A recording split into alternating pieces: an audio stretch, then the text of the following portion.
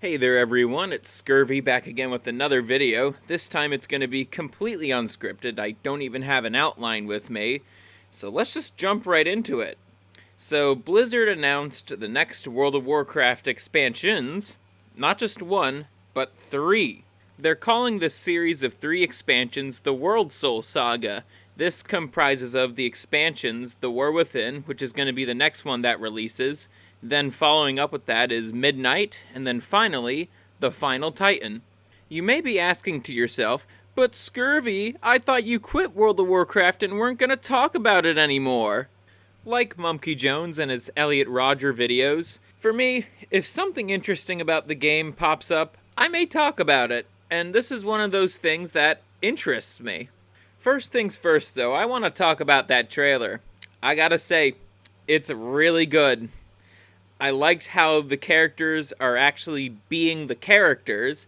They're not just sappy and emotional for the sake of being sappy and emotional. There's a reason why Anduin feels the way that he does. There's a reason why Thrall says the things that he does. Though the trailer is pretty good, I also thought the same about the Dragonflight trailer, and look at how that expansion turned out. So I'm not having the highest hopes of this expansion already.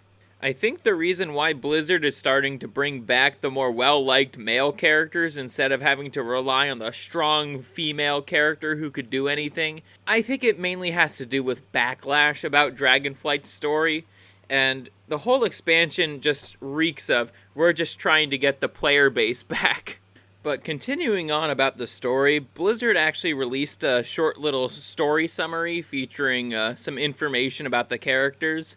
The 5 main characters that are being focused on are the following: Thrall, Anduin Wrynn, Magni Bronzebeard, Illyria Windrunner, and Xal'atath, the Harbinger. Compared to everyone else, Illyria Windrunner has the most written in her description. I don't know, maybe they don't want to spoil something about Thrall and Anduin's character arc, but Illyria having that much text tells me that she's gonna be the hero at the end of the day, and as we all know, a strong female character is something Scurvy is not that big of a fan of these days. Honestly, Blizzard, you're not doing a good job at hiding the trap here. Moving on from the story, I do want to talk about some of the new features that they're implementing here. Mainly warbands, in the fact that your alts can actually kind of go on adventures together, even though you are just kind of playing them one at a time. But still, it's a nice feature for the role-playing aspect of the game. It's also nice that characters that are in a warband actually progress like renown and reputation at the same rate, so you could basically just log into one character, take care of the world content stuff, and then have another character where that's basically just for raiding and dungeons and all that. I find that to be kind of cool.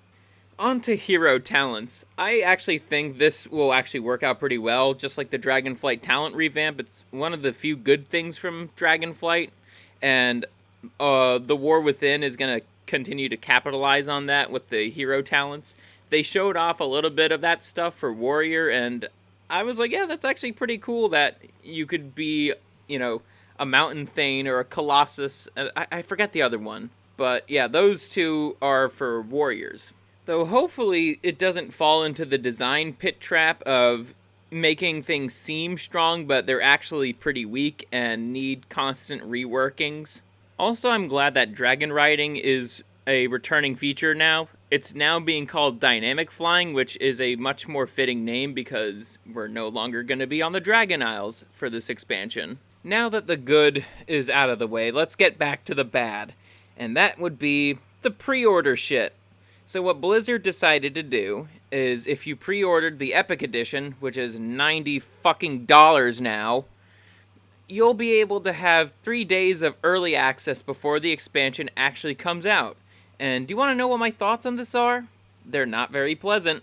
I think it's fucking awful. Even though you can't do like the weekly quests, you can't do like mythic dungeons in that 3-day period, it still kind of fucks up the whole thing of everyone starts at the same page whenever an expansion comes out. So I just find that to be fucking stupid and greedy. I'm not a fan of when AAA developers do this to begin with. It's fine for a single player experience, and I mean solely single player, but when it comes to an MMO, it's just unacceptable. So I'm not gonna fucking pre-order that shit.